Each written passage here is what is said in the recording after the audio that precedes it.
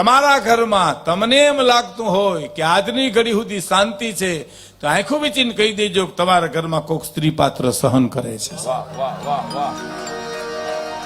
કા દીકરી સહન કરે છે, કા મા સહન કરે છે, અને કા પત્ની સહન કરે છે. સાહેબ નકર શક્ય નથી સચ્ચિદાનંદ સ્વામી કે શાંતિ હોઈ શકે.